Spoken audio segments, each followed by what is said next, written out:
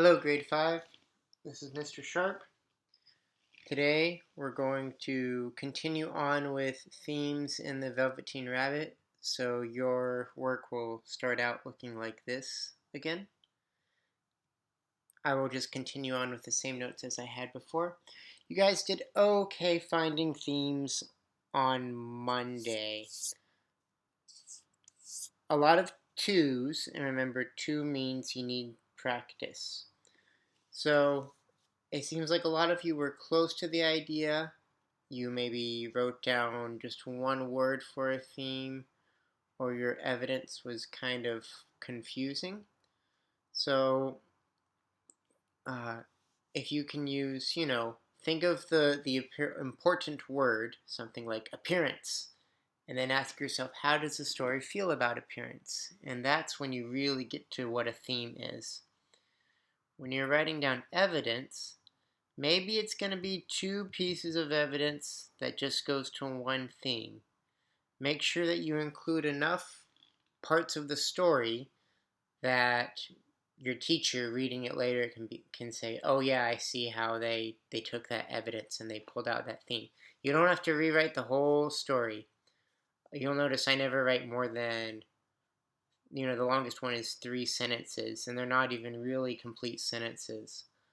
But you need to write enough that I can figure out what's going on. So we will just continue on with the exact same kind of thing so that we can get more practice, which is what most of you needed. And we'll continue on reading The Velveteen Rabbit. I think I'm in the same place. I closed the window, so sorry if I reread part of it. Try to remember that our rabbit is a toy. It's for a boy. It seems like it's over 100 years ago. It's a long time ago. The other toys that are newer and shinier and maybe have mechanical parts think that they're the best. He becomes friends with the Skin Horse. The Skin Horse talks to him about becoming real. He says you need to be loved by a person for that. And at some point he starts staying with the boy, and that's pretty much where we were.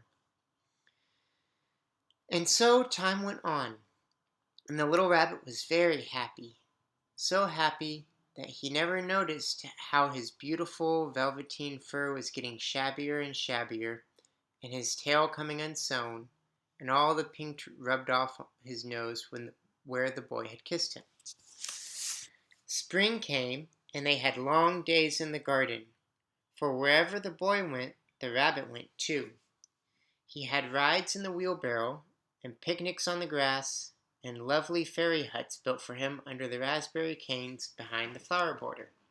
And once, when the boy was called away suddenly to go out to tea, the rabbit was left on the lawn until long after dusk, and Nana had to come and look for him with the candle because the boy couldn't go to sleep unless he was there. He was wet through with the dew and quite earthy from diving into the burrows the boy had made for him in the flower bed, and Nana grumbled as she rubbed him off with a corner of her apron. "You must have your old bunny," she said. "Fancy all that fuss for a toy." The boy sat up in bed and stretched out his hands. "Give me my bunny," he said. "You mustn't say that. He isn't a toy. He's real." When the little rabbit heard that, he was happy, for he knew that what the Skin Horse had said was true at last. The nursery magic had happened to him, and he was a toy no longer. He was real. The boy himself had said it. That night he was almost too happy to sleep, and so much love stirred in his little sawdust heart that it almost burst. And into his boot-button eyes that had long ago lost their polish, there came a look of wisdom and beauty, so that even Nana noticed it next morning when she picked him up and said, "I declare if that old bunny hasn't got quite a knowing expression." That was a wonderful summer. Near the house where they lived, there was a wood, and in the long June evenings, the boy liked to go there after tea to play. He took the Velveteen Rabbit with him, and before he wandered off to pick flowers or pick at the brigands among the trees, he always made the rabbit a little nest somewhere among the bracken, where he would be quite cozy, for he was a kind-hearted little boy, and he liked Bunny to be comfortable. One evening, while the rabbit was lying there alone, watching the ants that ran to and fro between his velvet paws in the grass, he saw two strange beings creep out of the tall bracken near him. They were rabbits like himself, but quite furry and brand new. They must have been very well made, for their seams didn't show at all, and they changed shape in a queer way when they moved. One minute they were long and thin, and the next minute fat and bunchy, instead of always staying the same like he did. The story is very old. Back when it was written, queer basically just meant strange. They moved in a way that the rabbit had not seen before, because of course he's looking at real rabbits, and he's just a toy rabbit. Their feet padded softly on the ground, and they crept quite close to him, twitching their noses, while the rabbit stared hard to see which side of the clockwork stuck out, for he knew that people who jump generally have something to wind them up. So think of an old toy where you have to turn the crank on the back and then maybe it moves. Maybe you've seen it with a car and it makes the wheels move. But he couldn't see it. They were evidently a new kind of rabbit altogether. They stared at him, and the little rabbit stared back, and all the time their noses twitched. "Why don't you get up and play with us?" one of them asked. "I don't feel like it," said the rabbit, for he didn't want to explain that he had no clockwork. "Oh," said the furry rabbit, "it's as easy as anything," and he gave a big hop sideways and stood on his hind legs. "I don't believe you can," he said. "I can," said the little rabbit.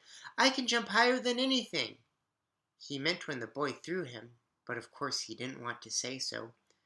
"Can you hop on your hind legs?" asked the furry rabbit. That was a dreadful question, for the Velveteen Rabbit had no hind legs at all. The back of him was made all in one piece, like a pincushion. He sat still on the bracken and hoped the other rabbits wouldn't notice.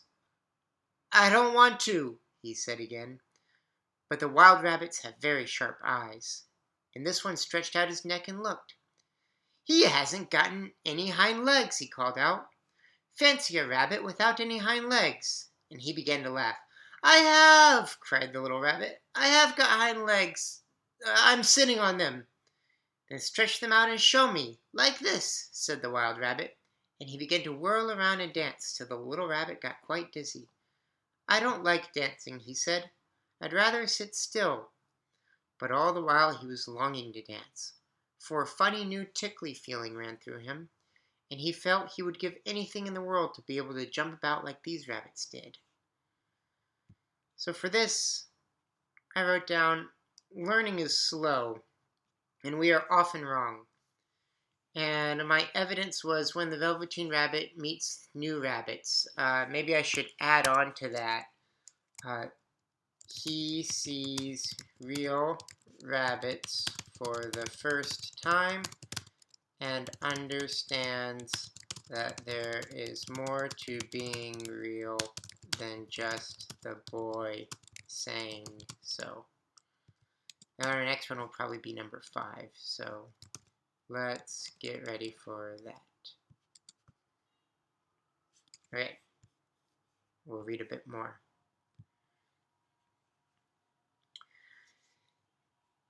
Just then there was a sound of footsteps, and the boy ran past near them, and with a stamp of feet and a flash of white tails the two strange rabbits disappeared. "Come back and play with me," called the little rabbit. "Oh, do come back. I know I am real." But there was no answer. Only the little ants ran to and fro, and the bracken swayed gently where the two strangers had passed. The Velveteen Rabbit was all alone. "Oh dear," he thought. "Why did they run away like that? Why couldn't they stop and talk to me?" For a long time he lay very still, watching the bracken and hoping that they would come back. But they never returned, and presently the sun sank lower and the little white moths fluttered about, and the boy came and carried him home. Weeks passed, and the little rabbit grew very old and shabby, but the boy loved him just as much. He loved him so hard that he left all his whiskers off, and the pink lining to his ears turned gray, and his brown spots faded. He even began to lose his shape, and he scarcely looked like a rabbit anymore, except to the boy. To him he was always beautiful, and that was all the little rabbit cared about. He didn't mind how he looked to other people, because the nursery magic had made him real. And when you are real, shabbiness doesn't matter. I want to pause right there, because the first theme I wrote down was appearances can be hurtful. I think this book has more to say about appearances. So I start with the word,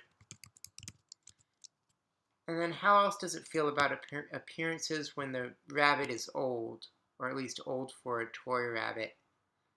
Maybe something like,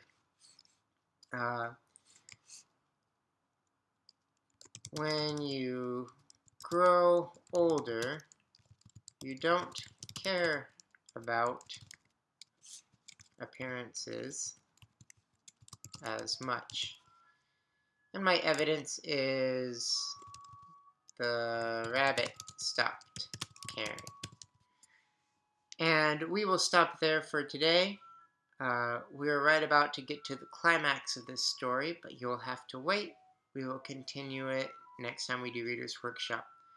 So today, like last time, we'll find two themes and the evidence that supports those themes. Also, you are free to use the story that I read. You can also use your own book. Alright guys, have a good day.